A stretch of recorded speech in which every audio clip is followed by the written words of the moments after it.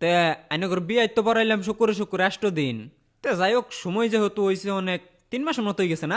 3 মাস পার হয়ে গেছে। আচ্ছা, তে ডিসিশন লই আলছুন ডিভোর্স করাই আলবাইন। ডিভোর্স করাইতাম না কি করমু, এই ফুলাটাতে বিয়া দেই বলেছে মিয়া। শুক্র শুক্র 8 দিন হয়েছে বিয়া হয়েছে বালা কথা। 3 মাস হয়ে গেছে না, প্রত্যেক সপ্তাহে আমার বাড়িতে বিচার লই হয়েছে আমার মায়ের সমস্যা। তাহলে আমার মায়ের সমস্যা সারাই দিতেছে, এটা সমস্যা হ্যাঁ ঘর আমার না। সিদ্ধান্ত তাইলে আইনারাও লই আলছুন। আরে আমরা সিদ্ধান্ত নিয়ে কি করবো? ওরা তো আগেতে প্ল্যানিং করে রাখছে যে বিয়ের পরে মেয়ে ঝামেলা করবো, তারপর টেহা নিয়ে সারাই দিব। কি করবাইন?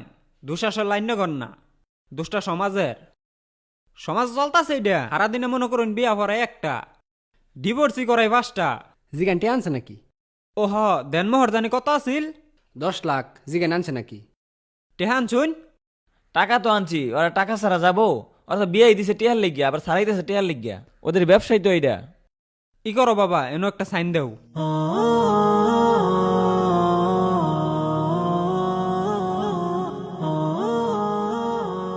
ই করো, মাইয়ার এনো একটা সাইন দিয়ে লহগা যাও। মায়ের একটা সাইন লহ যাও। ধরেন।